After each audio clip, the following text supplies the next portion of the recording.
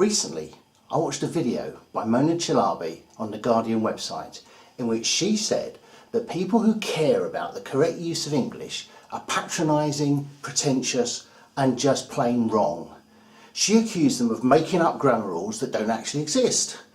I then watched a refutation posted by Buckby on YouTube, which in itself was pretty contentious in places. Now, Mona's and Jack's videos are both fairly confrontational, and in a war of words as much as in any other war, the first casualty is usually the truth. And that's what I want to talk about: truth and beauty. People see beauty in an endless variety of sources: art, music, nature, science, sport. Some of us, including me, are blind to the beauty that others see in some places. We all have our blind spots. Many people are blind to the beauty that I and many others see in language, in this case the English language. But for those of us who are lucky enough to be able to see beauty in language, it brings enormous joy.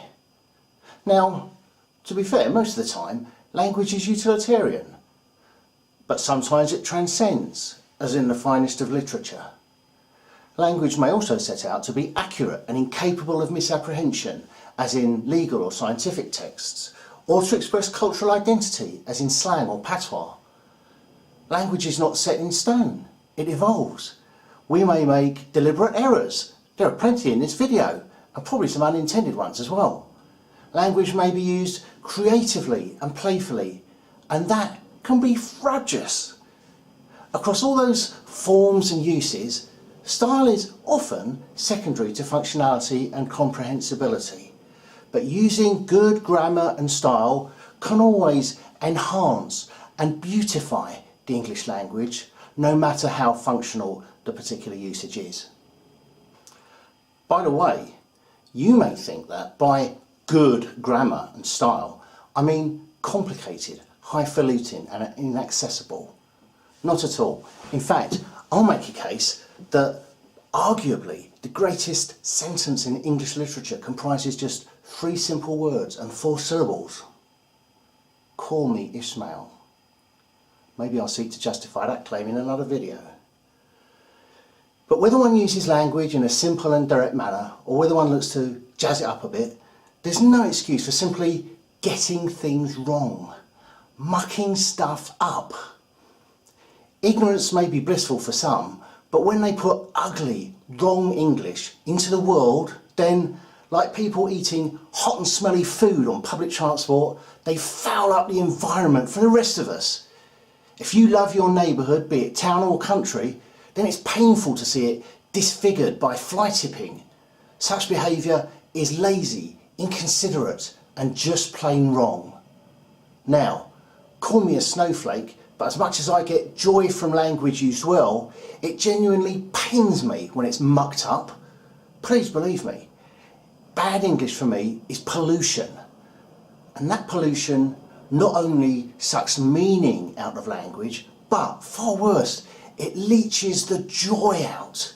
It depletes our fund of nuance and subtlety. It makes the rainbow monochrome, grey, drab and soulless. Now, Chalabi says it doesn't matter if you muck up the English language as long as people can guess what you mean. I say it does matter, and ultimately such laziness robs our language of meaning. Let me give you an example. In Roman times, army commanders would sometimes punish their troops for some serious failing by killing 1 in 10 of them drawn by lot. Latin for 10 is decem, and this punishment was called decimation. The word decimate used to be chillingly appropriate for describing the cruel and random loss of life of a substantial minority of people in a natural disaster or the all too common US gun massacre. But not anymore. Its meaning has been appropriated, subverted and ultimately emasculated by all the people who couldn't be bothered to look up its meaning before using it incorrectly. That saddens me. Now, in thinking about making this video, I came to an important realisation. I want to change my ways, and I'm making it public. From now on, unless I'm confident that someone wants their grammar corrected or would find it amusing for me to take the mickey out of a careless error, I plan to stop correcting people. I won't respect them, I won't hire them, and they won't be aware of my disdain, but I won't correct them to their faces. Or at least I'll try.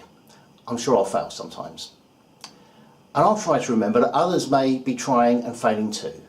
I can't know for sure if someone is working at their grammar, trying to improve, reading and accessing all the resources easily available to avoid mucking up the English language and just making innocent mistakes.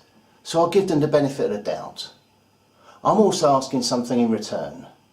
Please understand that there are folk like me who love language and are genuinely pained when the language scape is polluted by upmuckers.